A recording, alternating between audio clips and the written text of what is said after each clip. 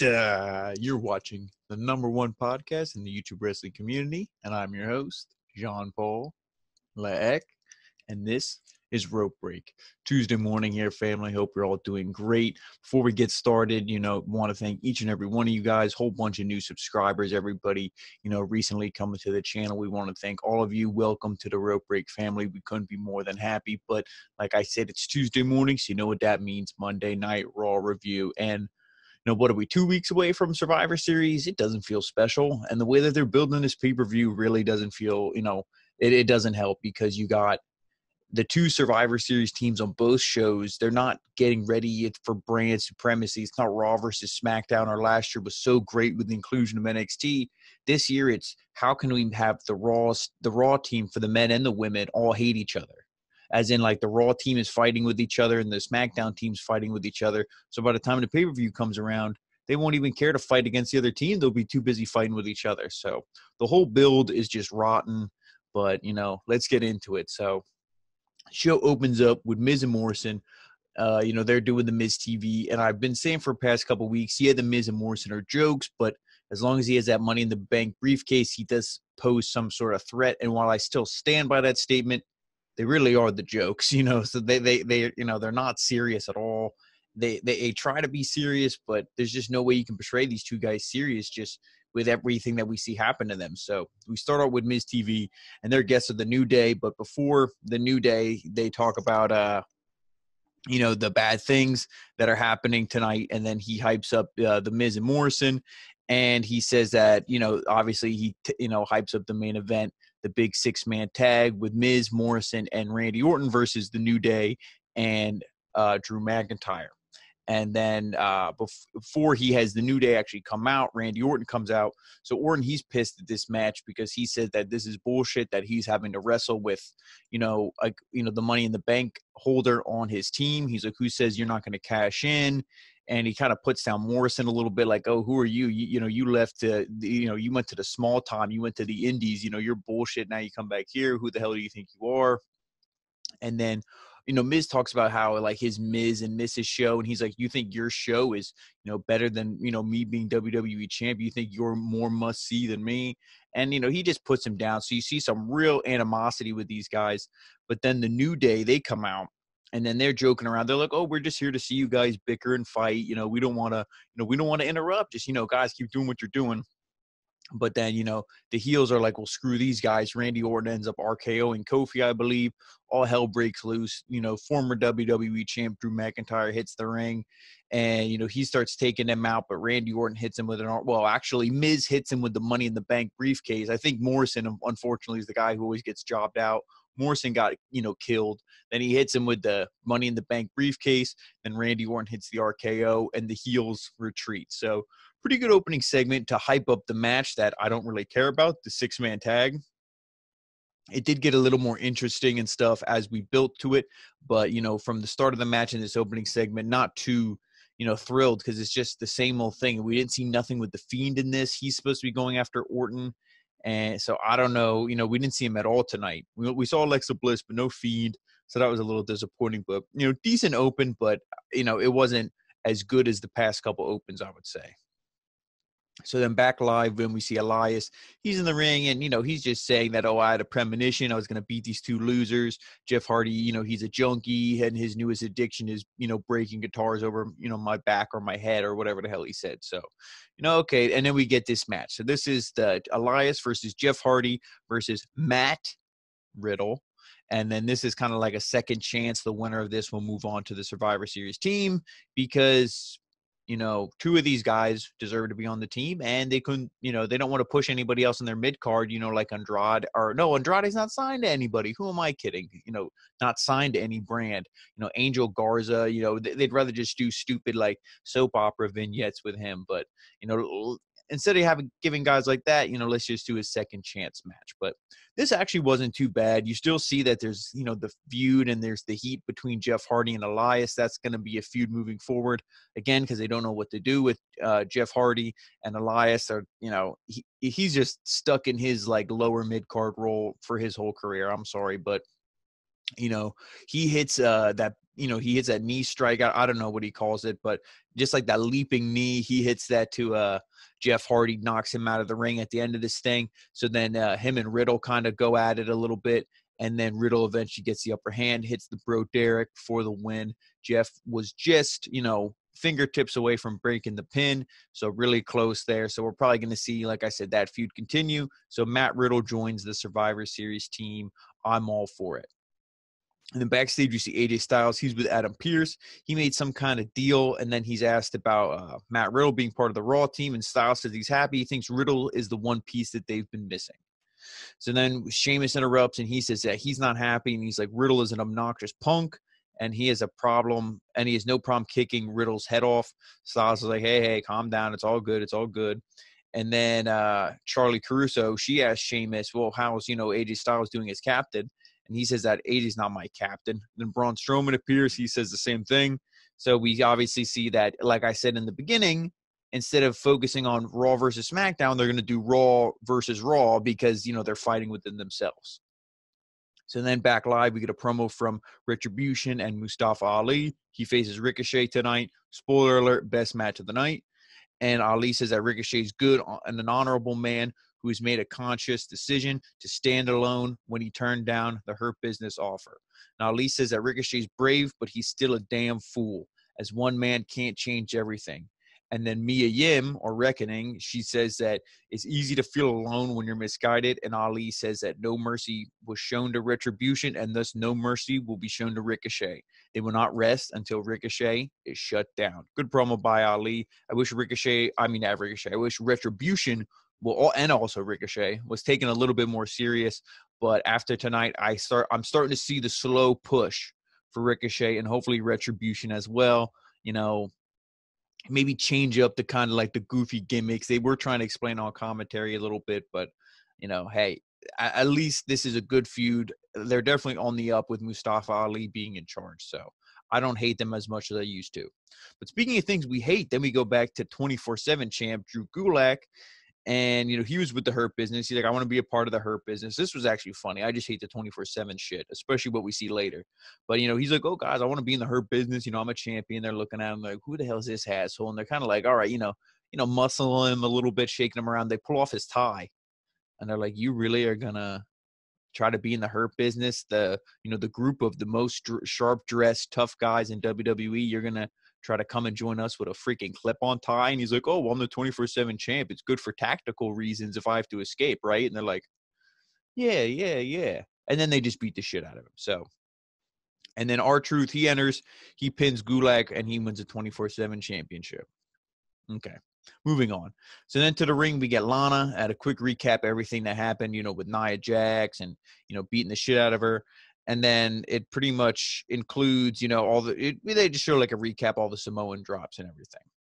And then we get a video package for Veterans Day coming up this Wednesday. It's also Papa LaX's birthday on Wednesday, so I want to shout that out. And then Baszler, she enters her match with Lana. So then we get Lana versus Shayna Baszler. How do you think this was going to go? Kirifuda clutch and done. So then post-match, Nia sets up Lana for another Samoan drop through the announce table, but Mandy Rose and Dana Brooke, they intervened. They were on commentary. And then all four of these women, they just start beating the hell out of each other. The one thing to take note of, it's reported this might be an injury. They're not really certain yet. But when Nia Jax throws Mandy Rose out of the ring, you don't know who to really blame on this.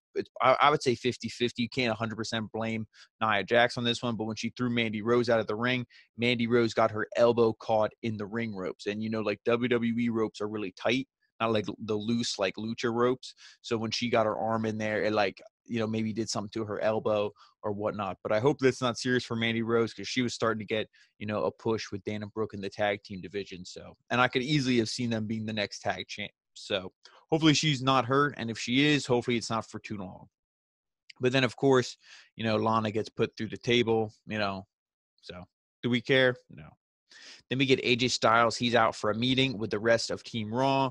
And they're, like I said, they're all at each other's, end here, or like, each other's throats.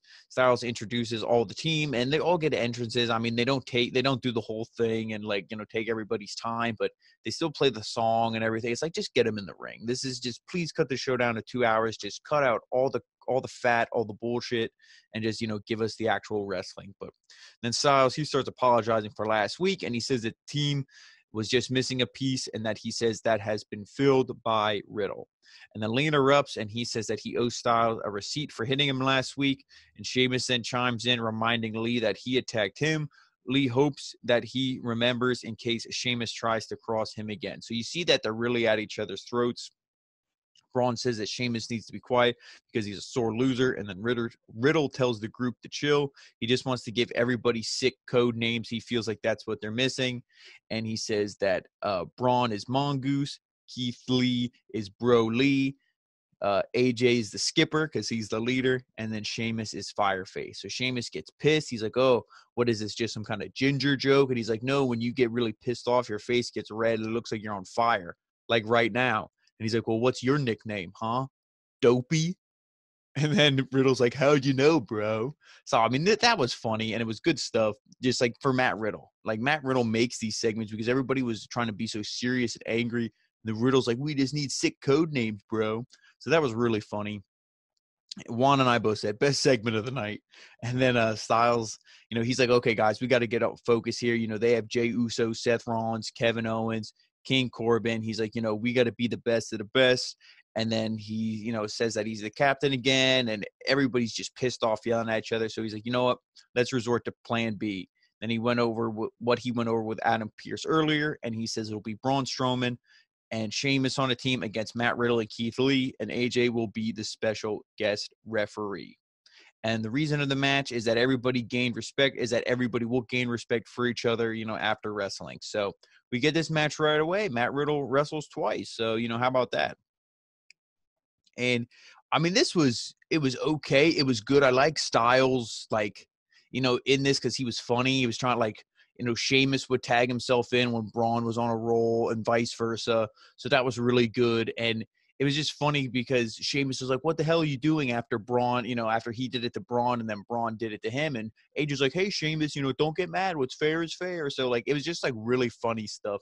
And this, again, it's all just to build that, Styles is trying to hold this thing together with, paper mache and glue, and it's tearing apart at the seams, and they all want to kill each other. And he's like, no, guys, it's fine. We're going to win. They're probably going to lose this match. I don't see them winning it, come Survivor Series. But at the end of the thing, a pissed off Sheamus, he hits a bro kick on Strowman because he's pissed off. Like I said, they were really going at each other. The baby faces were good.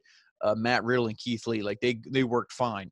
And then Riddle then capitalizes after Sheamus bro kicked Strowman, and he rolls him up for the 1, 2, 3. So the baby faces win here. It was a good match, but it just didn't make any sense. So when it doesn't make sense storyline wise or anything like that, it kind of takes me out of it a little bit because I'm like, why the hell is this even happening? But it was what it was.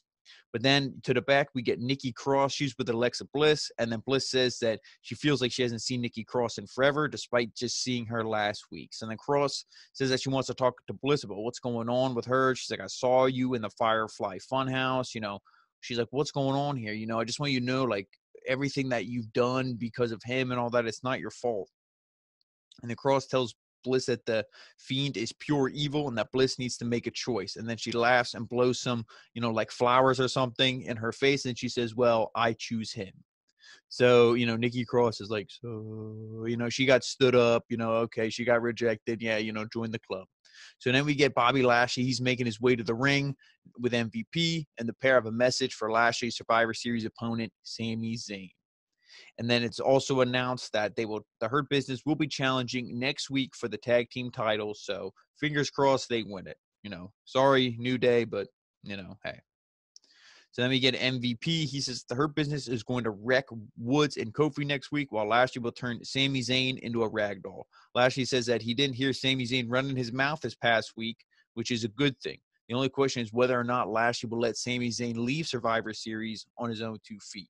So then Titus O'Neil interrupts. He reminds the pair that they disrespected him 2 weeks ago in his proposal to join the Hurt Business. MVP gives Titus the opportunity to walk away, but he refuses, and he turns to Lashley and asks, what's the sense of having a U.S. title if he never defends it? That I agree with. And then Lashley responds, saying that he has no respect for Titus, and he gives him a title shot, saying it will be his first and last opportunity at the gold. So then we got a really quick match, Bobby Lashley versus Titus O'Neil for the United States Championship. Like I said, really short. Titus, he didn't do much. The guy came out there pretty much wrestling in like jeans, no shirt, no nothing. And he's big, he's impressive, like the size of this guy.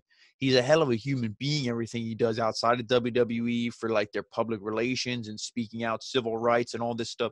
So he's a hell of a guy. But then when it comes to TV, is zero push and he looks like a loser. That's pretty much what happened here, because he got put in the hurt lock. He tried fighting out of it. Lashley eventually locked the hands, and it was over. So, did we think he was going to win and, it was going to be Titus O'Neil versus Sami Zayn? No. Okay, whatever. But I guess he's got TV time, right? So then backstage, we see Sheamus and Drew. Sheamus is obviously upset that Drew wasn't the fifth man on the team. And he says that, he despises the Raw team counterparts just as much as he despises Drew's tag partner tonight, the New Day. And Drew tries, he's like, hey, calm down, man. He starts doing like the New Day rocks thing. And Sheamus is like, all right, dude. He's like laughing, but he's still like a little annoyed because him and Drew go way back. And then they talk about the old days together. And then Drew says that when he wins back the WWE Championship, they'll be celebrating for not one, not two, but three, however many pints he said. And they'll be going, having a good time. And then back to the ring where we see Asuka is set to face off against Lana. I don't get this match, but hey. But then before that, backstage, Nia is asked why she requested a match against Asuka. So I guess, here we go. Now we'll hear the glorious explanation of why we're getting this match for like the seventh time. And she says that she wanted to remind everyone who runs things. And then Shayna interrupts and she's like, oh, well, that's me. And then Nia looks at her and she's like, okay. She's like, yeah, whatever. I'm the captain of Team Raw. And, I'm coming for the Raw Women's title after Survivor Series. So, Nia says she's the top dog, but Shayna says it's her. So, obviously, that's going to be how they lose the titles, because they're going to be, anything you can do, I can do better. No, I'm better than you, blah, blah, blah. So, hopefully, then they lose it to Mandy Rose and, unfortunately, her other tag partner, Dana Brooke. But, speaking about what we actually got and what we're, going to get, we see Asuka versus Nia Jax. So, I was scared that they were actually going to put Nia Jax over in this, just because it's like, oh, Shayna Baszler's out there. Maybe Shayna would help her. But, that's not actually what we got. Instead, Lana hops onto the apron, but then she gets caught into the Kira Fuda clutch. And then in the meantime, Asuka locks in the Asuka lock. And then Shayna Baszler, because Nia's done. She's got this thing in the middle of the ring. Nia's screaming. She's helpless. She can't get out of it. So then Shayna breaks it up. She hits, I think she had a chair. She might not have. She might have just hit Asuka. But so she, hits Asuka, and then that results in a DQ. So the winner is Asuka. Good way to get out of this match. We've seen this thing 100 times. It's the octopus lock, the Asuka lock. Just the submissions, because Nia Jax's the bigger opponent. You got to wear her down that way. So a big brawl breaks out post-match, leading to Lana being attacked 2-on-1 by Baszler and Jax. And then, she hits the Samoan drop through the table. There you go. I accidentally put it in the previous segment. Does it really matter where you put it? No, because she's getting Samoan drop through the table again. But maybe, Lana probably doesn't want me to mention it twice, because then that would be 9 times instead of 8. So it's only 8, Let's not rush it. Let's not rush next week. So then Nia Jax tells Lana that she doesn't belong on Team Raw and that she will drag the team down, and she tells her to just quit and leaves. I still think this team's going to win, and I still think Lana's going to be the sole survivor. That's my pick. So then we get a quick video recap, of just like the opening segment, everything, hyping up the main event. Then backstage, we get R-Truth. He's interviewed about the 7-way for the 24/7 title match. There you go, a 7-way. What does that tell you? That tells you enough. And he's like, you can't hit a man with a clip-on tie because he stole Drew Gulak's tie. And she's like, well, that's not how it goes. And he's like, or you can't hit a man with glasses. And then he asks her, I believe it was Mackenzie. He's like, oh, do you have a pair of glasses? And she's like, no. Or Sarah Schreiber, whichever one. Yeah, Sarah Schreiber. And she's like, no, I don't have no glasses. And he's like, oh, shit. So then, his music, he's like, well, do I have some time to find some? And then his music hits. So then the match is going to start. But before the match, we actually get a promo with Angel Garza. Where's this guy? Why doesn't he challenge for a mid-card title or for the Survivor Series team or, something more prominent than this? But he's standing there with a rose, and he says, I've been known to wear my heart on my sleeve, but in the ring, I'm cold-hearted. And then he says that he's fighting for all the women, in the world, and he wants to give you all the world. And he takes out a rose and says it's going out to all the women, out there watching. So, it's just the same thing. Eddie Guerrero, the Mamacita, same bullshit that Juan and I have been saying, for the longest time. And it's unfortunate because I really wish this guy was either back in NXT or something else because they're completely misusing his talents. But speaking of misusing talents, we get the 7-way, R-Truth versus Akira Tozawa, Drew Gulak, Lince Dorado, Tucker, Grand Metalik, and Eric. There's a couple guys in here that don't belong, and the rest, hey, I'm sorry, but this is just what you apparently find to do with yourselves. And, this thing had so many title changes. This was stupid. I think there was 7 or 8 different, title changes just in this match alone. Tucker had the title, I think, twice. Eric had it once. Gulak had it, but then he rolled up Tucker and then rolled up. The thing eventually, it ended, everybody had it in this match, I believe. Maybe one or I don't know if Tozawa. No, I think it doesn't matter. I'm wasting too much time. R-Truth won this thing at the end. Anybody care? No. So then there you get a video packet of Retribution beating down Ricochet from last week, and he faces Ali next. So then we get this match, and then round it starts. Ali says, join me, I can save you. And then Ricochet hits a big elbow, so then that really gets things going. Like I said, this match was fantastic. These two guys have really good chemistry together. I like how Ali, he was really selling for Ricochet, making him look good in the sense where, Ricochet would knock him down, make a comeback. Ali would sell it oh, shit. What am I going to do? How can I beat this guy? Really making Ricochet seem like somebody who's important and, really good. So that I liked. Spike Rana by Ricochet onto Ali was great. There was a time, I forget if he just hit a suplex or what it was, but he had Ali down. And then, I think it actually just was that Spike Rana, I believe. He hit the Spike Rana, and then he goes up to the top, and then he does a corkscrew off the top, takes out all of Retribution. Yeah, that's how he took out all Retribution. That pretty much just set up the ending then. Wasted too much time when he goes in. He goes for the 450. And then, or the 630, whatever the hell his splash rotation is. So then he hits that, but Ali rolled out of the way. He was done. And Ali put on, it was just kind of I think they called it not the Kirifuda, because I think he called it the wrong name, but it was almost just like a scissors choke. He had his arm under his neck and his leg, kind of like a scissors. I mean, yeah, go watch the highlights. I don't know all the moves, okay? So sue me. So he had him in this choke, and he was like, it's done. Actually, he didn't tap. I lie. See, look, there you go. I'm lying to you guys. He just, he was done, passed out. The ref called it. So the winner, Mustafa Ali. This was good. And because this is a great feud. I said Ricochet. And the one thing what I wanted to say, how he was, I feel like they're starting to slowly push him again. He had his music. He had the one and only. Of course, had the little pew, pew, pew bullshit in the beginning, which is stupid. But, he had the one and only, doom, doom, doom, doom, had his legit music. He came out, did the whole thing. It looked good. Retribution obviously has their, entrance. So this was good. This is a feud I want to see just because these guys are talented. This was easily the best match of the night. This is the one. If you're going to watch any of them, I'm going to try to do that every week. Find one match to be if you go watch the highlights from at least one match, it's this one. So go do that. But then backstage, we see Adam Pearce. He tells Randy Orton that he'll be defending the WWE Championship against Drew McIntyre next week. Orton is pissed, and then he chokes Pearce, and he's telling him that the company can go to hell. Well, you might be going to hell when you face the Fiend, so maybe we're all going to hell. Well, actually, we're already there watching this show. So then Orton, he enters the ring for the 6-man tag, which is after the commercial break. So then when we come back, Miz and Morrison entered, followed by the New Day and Drew McIntyre. When do you think that Randy Orton should be the last guy out, being WWE champ? But then this match was all right. All 6 of these guys are good. But the main story here was Randy Orton didn't want to tag it. He didn't want to, fight Drew because he knew he had to fight him next week. He didn't want to help Miz and Morrison because how the hell does he know that they're not going to turn on him? and use, you know, the Money in the Bank briefcase. And, you know, he doesn't like the New Day. So why the hell would he be in this match? So it was almost a handicap match for the heels, but they isolated Woods for the longest time or really beating him down. But, you know, they'd be like, oh, Randy, like tag in. And then he would just jump off the apron, hold his hands up, walk away, look away, you know, whatever. He no-sold them. So that was the main story here.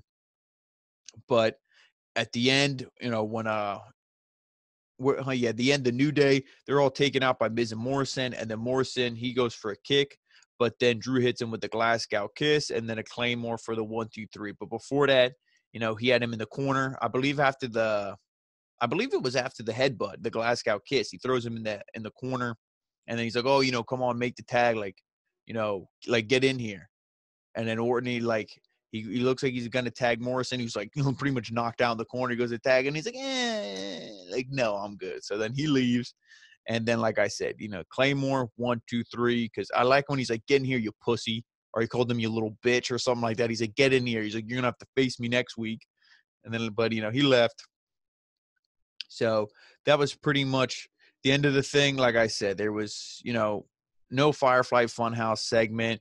Nothing like that. I think they promoted a Moment of Bliss or something, but then I guess they changed it. There was nothing. I thought that in the promo image for the show, they showed something with Alexa Bliss, and I can't believe you're going to promote just that little segment with Nikki Cross. But that was Monday Night Raw. Like I said, the main event wasn't anything good. We did get the cool announcement next week for the WWE Championship match. I really don't see the title changing hands, but that's one of them that it could. I wouldn't be surprised if it did, but I really don't, just because they have the thing with Roman Reigns and, you know, Drew McIntyre. That's kind of like a storyline they're trying to tell. Triple H a while ago said like Drew and Roman are like the Ric Flair and Hulk Hogan of this generation. So, you know, take that how you will, you know, but see, also Roman and Randy Orton have history, so they might not try to mess with that match too much. I don't really know what they're going to do, but we'll see. So it at least adds some intrigue and excitement to next week. But we could also see Miz cash in and fail, and he could get pinned. We could see The Fiend show up and cause a DQ, so the match might not even get off the ground.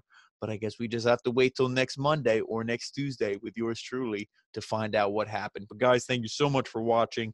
And of course, follow us on all the social media if you haven't already. Rope Break on Facebook, the OG Rope Break on Twitter, Original Rope Break on Instagram, Original Rope Break right here on YouTube for the #1 podcast. And of course, our newest home, alleverythingentertainment.com. And we will see you next time for, we don't know. Maybe we'll do NXT. Maybe we'll do AEW. Maybe we'll surprise you guys. But, you know, we will see you with one of the Wednesday Night Wars coming to you right at 10 p.m. sharp. So stay tuned for that, guys.